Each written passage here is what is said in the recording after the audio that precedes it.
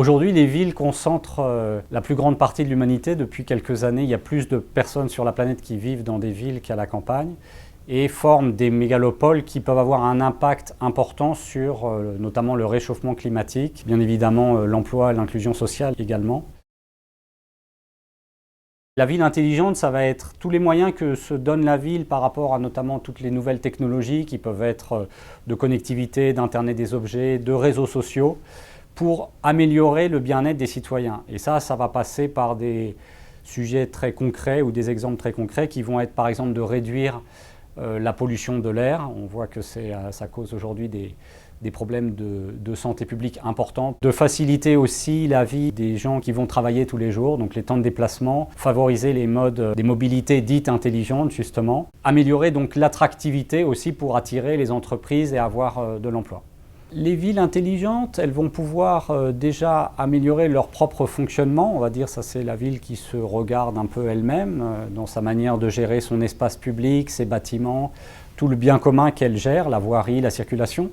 Mais elle peut aussi, et elles le font déjà, s'adresser directement aux citoyens en aidant à la concertation, en offrant plus de services, de la connectivité dans l'espace public, une manière pour les habitants d'un même quartier de pouvoir réaliser des projets ensemble, d'occuper l'espace public pour pouvoir faire par exemple des jardins partagés ou de l'agriculture urbaine. Et donc elle a un vrai rôle de favoriser l'émergence aussi de nouveaux usages que la technologie rend possible pour le bien-être commun. Cisco développe des infrastructures pour les réseaux depuis plus de 30 ans, depuis le début d'Internet pratiquement, et depuis plus d'une dizaine d'années pour les villes en particulier, pour aider les environnements, qu'ils soient territoires, urbains ou parfois de moindre taille, à améliorer aussi l'inclusion sociale telle qu'elle peut l'être par notamment de la connectivité. Dans le cadre de son investissement en France pour l'accélération de la transition numérique, Cisco a, en partenariat avec la ville de Paris, développé une expérimentation sur la place de la Nation, qui est une des plus grandes places de Paris, qui est plus grande que la place de l'Étoile, qui est occupée aujourd'hui à 70% par des véhicules, pour voir comment un dispositif d'Internet des objets, de captation d'informations,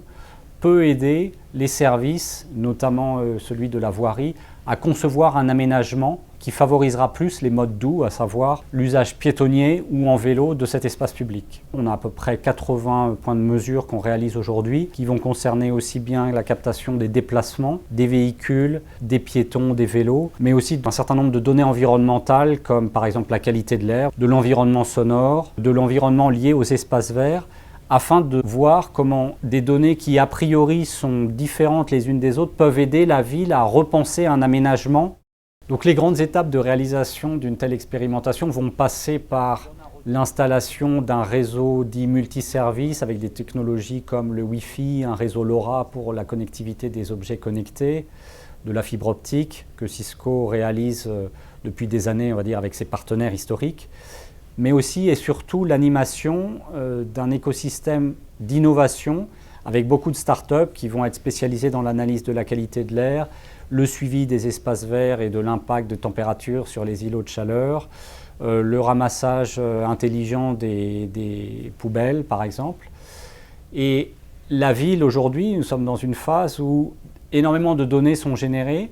et la ville doit s'approprier ces informations pour voir comment améliorer ses propres services. Aujourd'hui, nous avons un historique d'environ 8 mois de données remontées par ces 80 capteurs sur les différents cas d'usage déployés. Et la phase des 6 prochains mois va consister à travailler avec l'aide de la ville, mais aussi d'urbanistes, d'anthropologues ou de laboratoires de recherche comme l'INRIA, à comprendre comment ces données peuvent enrichir les projets d'aménagement et les services de gestion de la ville.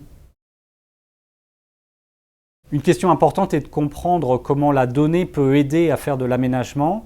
Et la ville de Paris a pris la décision depuis 2 ans d'animer un programme d'innovation ouverte avec l'incubateur parisien NUMA qui s'appelle Data City, dont l'objectif est de comprendre comment les données peuvent aider à résoudre les grands problèmes de la ville, qu'ils soient énergétiques, circulation, inclusion sociale. Donc ce programme attire des startups et de l'innovation pour aider à résoudre ces problèmes.